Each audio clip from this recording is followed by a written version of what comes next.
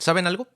Hoy jugué Valorant, World War Z, Spellbreak, PUBG, Call of Duty, Streets of Rage, Rocket League, Among Us y Age of Empires. Y mientras jugaba no podía dejar de pensar en todo el avance que los videojuegos han tenido y han alcanzado hasta el día de hoy. La tecnología que ahora tenemos para los videojuegos, el arte que involucran, la manera en la que son un fenómeno sociológico súper interesante, la evolución de los géneros, el negocio titánico que es la industria de los videojuegos, las ganancias que se pueden hacer, todo lo que está por venir. Todo lo que queda para sorprendernos. De repente un amigo en WhatsApp me envía un TikTok y veo esto. Did you know From works on the GameCube? Now you're playing your GameCube.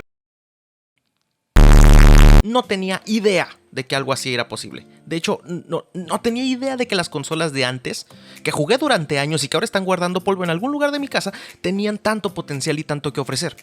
Tantas cosas que jamás descubrimos, tanto en lo que las consolas de videojuegos de antaño fueron pioneras. Espero que estén muy bien y bienvenidos a Cuadernario. Mi nombre es Asael Caballero y este día les traigo un top 7 de curiosidades de las retroconsolas. Los videojuegos han envejecido bastante bien. De hecho, decir esto podría ser algo incorrecto, ya que en todo el tiempo que han existido, los videojuegos no se han estancado. Todo lo contrario, han sabido evolucionar y crecer con la audiencia. Hoy en día su audiencia no solo involucra niños, sino que adultos y jóvenes adultos. Sin embargo, esto no hubiera sido posible sin que hubiera habido intentos, indicios y grandes hombres que con su visión intentaron hacer décadas atrás lo que hoy podemos disfrutar y ver materializado. En este top veremos dispositivos periféricos, especificaciones, servicios y muchas otras cosas que las consolas viejas tenían y que muchos de nosotros jamás nos dimos cuenta de que existían. Este video servirá como una pequeña compilación de datos curiosos y un pequeño recorrido por la historia de los videojuegos. Antes de comenzar este video quiero dar mis agradecimientos a los canales de Evermet, La Caverna del Gamer, Ángel Emilio, Mundo N y Endelux, que con sus videos e información ayudaron a nutrir y crear el guión de este video. Les dejo los links para sus canales en la descripción. Sin más que agregar, comenzamos.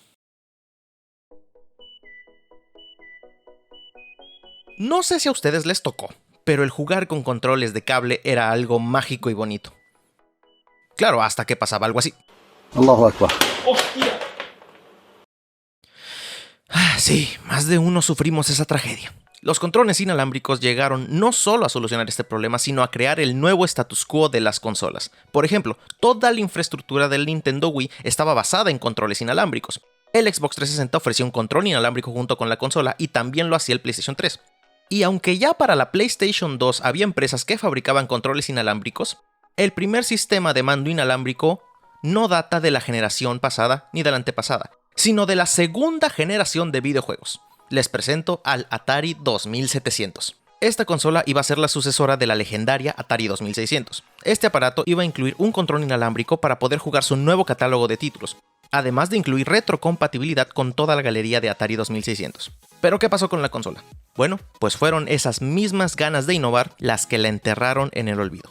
Verán, en aquel entonces no se conectarían mediante infrarrojo o tecnología Bluetooth como hoy en día, sino que usaron tecnología de ondas de radio para comunicarse con la consola. Y aunque estos controles funcionaban cuando los probaron, el problema era que no había ningún sistema en la consola para emparejar controles, además de que su alcance era de más de 1000 pies. Eso es como más de 300 metros. Es decir, cualquier persona con un control de Atari 2700 podía estar en ese rango de distancia de ti e interferir con tu juego sin que se pudiera hacer nada al respecto. Y si nos ponemos a pensar que en una cuadra cada casa tendría uno de estos y estarían muy cerca del otro, pues esto haría la experiencia casi que insoportable e injugable. Esto desgraciadamente provocó la cancelación de la consola, de la cual se estima solo se crearon 12 prototipos. Pero esto inició el sueño que después se convirtió en legado.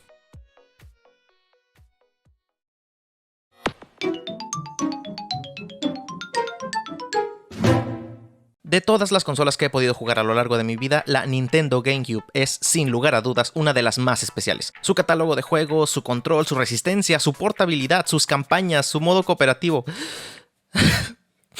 Perdón, necesito un minuto. Es sin duda una de las mejores y más sólidas consolas que han existido. Pero, ¿qué dirías si te dijera que esta consola podía conectarse en línea? Podías jugar sin televisión. Podías jugar con tus cartuchos de Game Boy, usar tu Game Boy como un mando para esta consola y también tener un teclado alfanumérico especial para jugar en línea y buscar cosas en internet. Ajá. Sí, yo también dije lo mismo. Y antes de que te sientas fatal y te quieras suicidar por no haberlo hecho nunca, esto no era posible sin el uso de dispositivos periféricos que tenías que comprar aparte. Pero es impresionante la cantidad de periféricos que se crearon para esta consola. El juego en línea era limitado a unos cuantos títulos como la saga de Phantasy Star Online, pero era posible gracias al adaptador de módem que se conectaba en la parte inferior de la consola. Por si alguna vez te preguntaste para qué servían tantos orificios, bueno, este es uno de sus usos. También existía un monitor portátil marca Intec que permitía jugar sin un televisor. Esta marca lanzó varios modelos de monitores portátiles para todas las consolas, inclusive para Xbox y PlayStation 2. El teclado alfanumérico fue creado por ASI en complicidad con Nintendo y nos permitía desbloquear contenido especial para Phantasy Star Online, así como poder conectarnos a una red exclusiva de Nintendo. Ahora, para jugar tus juegos de Game Boy necesitabas otro periférico oficial de Nintendo llamado Game Boy Player. Este se conectaba en la parte inferior de la consola para así poder correr con la potencia necesaria los juegos de la consola portátil. Y siguiendo en el viaje de Game Boy, con el cable Advanced Link podías usar tu Game Boy como control para jugar con el cubito maravilloso. Aunque esto no se podía hacer con todos los títulos de la GameCube, era compatible con varias joyas como Metroid Prime, Animal Crossing, Final Fantasy Crystal Chronicles, Fire Emblem, La Leyenda de Zelda, Four Swords, Wind Waker, Mario Kart Double Dash y muchos otros juegos más, además de que desbloqueaba contenido exclusivo en cada uno de estos títulos. ¿Saben? Como que de cierta manera, con todos estos periféricos, esta fue una de las primeras computadoras gamers de la historia.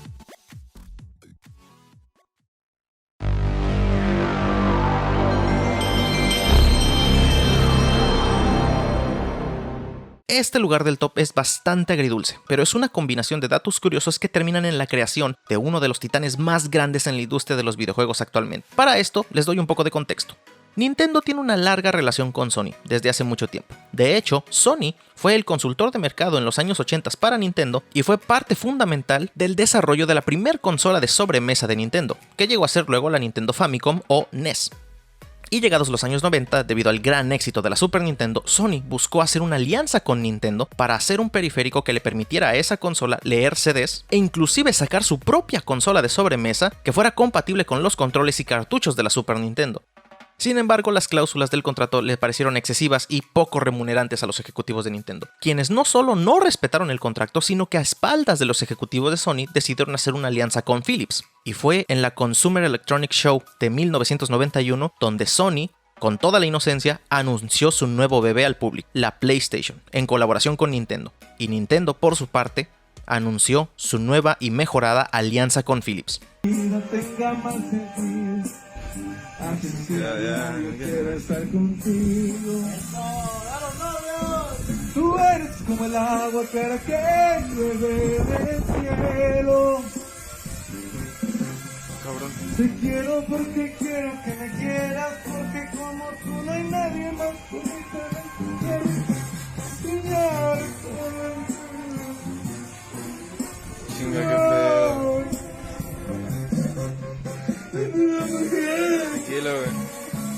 Tranquilo, güey. Tranquilo. Bueno, pues algo así le pasó a Nintendo. Sin decir aguaba, ni siquiera mensajito de WhatsApp, nada. Sony se enteró en la misma presentación que Nintendo no había respetado su contrato de exclusividad, y furiosos decidieron destruir las 200 consolas que habían manufacturado para Nintendo y quedarse con todas las licencias del hardware, y así aprender desde las sombras durante 4 años. Después de muchos cambios empresariales, desarrollo de hardware y estudio, no fue sino hasta la E3 de 1995 cuando anunciaron su nueva y mejorada PlayStation, en una de las mejores presentaciones de toda la historia. $2.99. Eso es el equivalente de cuando la guapa del salón te rechaza por ser gordito y nerd en la secundaria y en la prepa regresas con cuerpo de gym y estilo. Después de esa presentación, Sony vendió sus primeras 100,000 unidades en el primer día de lanzamiento. Y el resto es historia. Hoy no es nada nuevo jugar con un avatar personalizado. De hecho, esto ha sido utilizado por cientos de compañías, títulos, consolas, empresas, géneros de videojuegos, etc. Pero, ¿qué pasaría si te dijera que en la Nintendo 64 no solo ibas a poder jugar con un avatar personalizado, sino que ese avatar ibas a ser tú? El título Perfect Dark para la Nintendo 64 iba a contar con una función para incluir tu rostro en el personaje principal y en las inteligencias artificiales, esto mediante el uso de la Game Boy Cámara y del N64 Transfer Pack, para poder conectar todo en nuestro mando y tomar una foto de nosotros y ponerla sobre los avatares y NPCs y hacer más personal la experiencia del juego. Sin embargo, este método fue descartado de último momento. Según un reportaje del sitio web GameSpot en el año 2000, indica que la característica fue eliminada por, y cito, evitar cualquier controversia. El diseñador de niveles de Perfect Dark, Duncan Butwood, dijo en esta entrevista: no teníamos ningún grado de control sobre las fotos tomadas, o sobre quién tomaría las fotos y cómo las usarían. Para evitar cualquier controversia, se decidió quitar esta función del juego a último momento. Sin embargo, fue algo vanguardista que hasta el día de hoy marca un precedente de genialidad en el desarrollo de los videojuegos y en la personalización de la experiencia.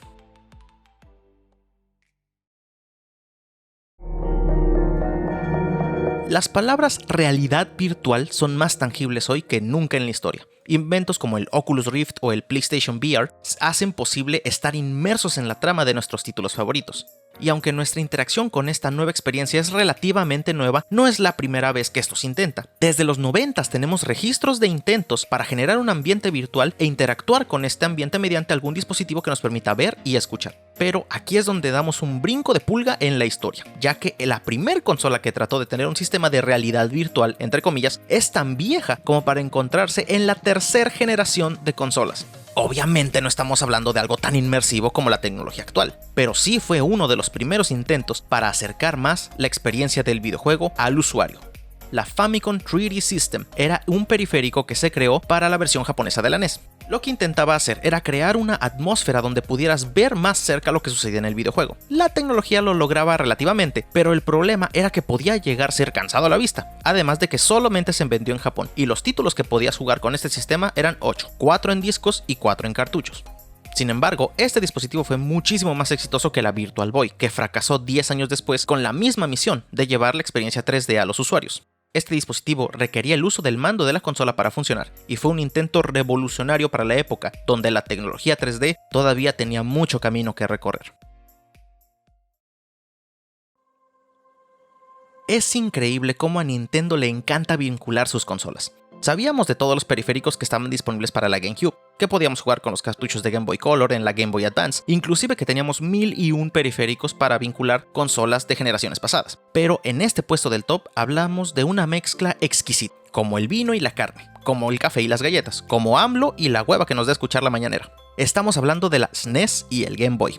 Estas consolas de videojuegos son sumamente especiales, ya que ambas consolas tuvieron una de las mejores bibliotecas de títulos en su momento, sin mencionar que la Super Nintendo, en opinión de muchos expertos, ganó la batalla de los 16 bits.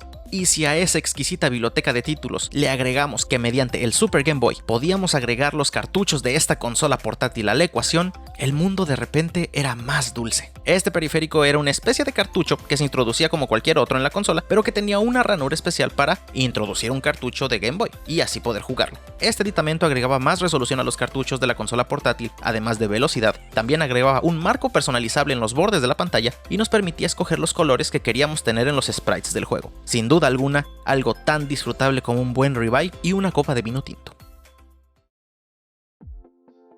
A lo largo de este top hemos visto a los pioneros de lo que hoy disfrutamos con tanta facilidad. Encontramos el precursor del VR, el que nos permitió disfrutar de nuestros juegos favoritos en todo lugar y contra todo pronóstico, inclusive el que mezcló lo mejor de lo portátil y la consola de sobremesa, y al que nos quitó el terror y la culpa de tirar la consola al piso gracias a un tirón de cable no intencional. Sin embargo, el que ocupa el puesto número 1 de este top es la consola pionera por excelencia. Y curiosamente, no se trata de algo hecho por titanes como Nintendo o Sony. Antes de revelar el primer lugar, déjame hacerte una pregunta. ¿Cuáles son las 3 cualidades fundamentales y apreciables de una consola hoy en día? Las respuestas obviamente pueden variar, pero hay 3 atributos que están presentes en todas las consolas actuales que se respeten, y esos son conexión a internet y servicios de internet, descarga de juegos online, y un buen rendimiento en sus títulos. Bueno, eso estuvo presente mucho antes de que existiera Xbox o PlayStation. Este triunfo le pertenece a la Sega Genesis. Aunque estamos hablando de una consola de 16 bits, este aparato se atrevió a tener funciones y características que suenan a una consola de generación actual. Esta consola contaba con retrocompatibilidad, juegos descargables, modalidad de juego en línea, funciones con internet y una tienda oficial online para comprar y descargar juegos a nuestra consola. Además de que tenía control inalámbrico, el Sega Channel era el producto mediante el cual podías descargar los juegos a tu consola. Si tenías una conexión a internet, solo tenías que comprar el servicio y conectarle el cable de tu proveedor de televisión por cable. Esto te permitía probar servidores de juegos increíbles, descargar juegos, participar en la rotación de juegos gratis mensuales. Esto era como el Game Pass de los 90s. Y acceder a exclusivas que estaban por lanzarse, como las versiones beta de hoy en día. Este servicio, aunque costoso para la época, llegó a tener más de 1 millón de usuarios en su primer año. Y si hablamos del juego en línea, SegaNet era el servicio que nos ofrecía a la consola para jugar remotamente con un amigo, poder mandar fax e inclusive poder mandar emails. Tristemente, la tecnología, los hábitos empresariales, la infraestructura del cable y del internet de la época, inclusive la cultura, no estuvo del lado de la Sega Genesis. Las empresas de cable tuvieron que hacer muchísimos cambios muy costosos y extensos en su infraestructura interna para poder darle el soporte y servicio a la consola. Además de que todavía no existía el hábito de hablar remotamente con tus amigos para jugar videojuegos. Las interacciones remotas en aquel entonces eran por teléfono o exclusivamente con computadoras. El suscribirse a tantos servicios era sumamente costoso. Y si a eso le agregamos el precio, que era el usar la señal de teléfono para obtener internet, era un privilegio que pocas personas podían costearse. Sin embargo, fueron todos esos cambios y problemas los que permearon a la sociedad y a las políticas de empresas proveedoras de internet y cable para sostener un mercado que hoy en día es una potencia económica mundial. Esta consola puso el panorama completo de todo lo que le esperaba a la industria de los videojuegos y de todo lo que era capaz. Siendo una de las consolas más influenciales de la historia por su tecnología e ideas, la Sega Genesis puso los fundamentos que hoy sostienen el día a día de los gamers. Creo que con este top queda más que claro que los videojuegos, lejos de ser algo limitado para niños, son un arte, son ciencia, son pilares de la economía moderna, son maneras de contar una historia, son experiencias, emociones, alegría, son profundidad, son referentes de avances tecnológicos, son historias de empeño y visión, son una ventana hacia el futuro. Pero sobre todo, son diversión. Y esa diversión nos impresionó en antaño y nos seguirá impresionando mientras el hombre sea capaz de crear. En fin, esos fueron 7 curiosidades de las retroconsolas. Si hay alguna curiosidad que desees compartir con la gente y que no haya salido en este video, te invito a mandarme un correo electrónico a contactocuadernario@gmail.com. Quizá con tus comentarios y con todo lo que me faltó pueda salir una segunda parte de este video. Si este video te gustó, regálame un pulgar arriba. Y si el contenido del canal te agrada, no olvides suscribirte y activar la campanita de notificaciones. Comparte este video en tus redes sociales y con todos tus amigos gamers. También puedes buscarme en mis redes sociales para que estés al pendiente de mucho contenido que vamos a subir. Y no te olvides de dejarme tus ideas para futuros videos en la caja de comentarios. Antes de despedirme, quiero mandarle un abrazo y un saludo a mi compadre Marlon Cáceres, quien me dio la idea para hacer este video. Te dejo sus redes sociales en la descripción para que lo sigas. También te invito a que escuches su podcast 1.21 GW que te dejo en la descripción. Mi nombre es Asael Caballero, esto fue Cuadernario y fue un placer entretenerte un rato. Hasta la próxima.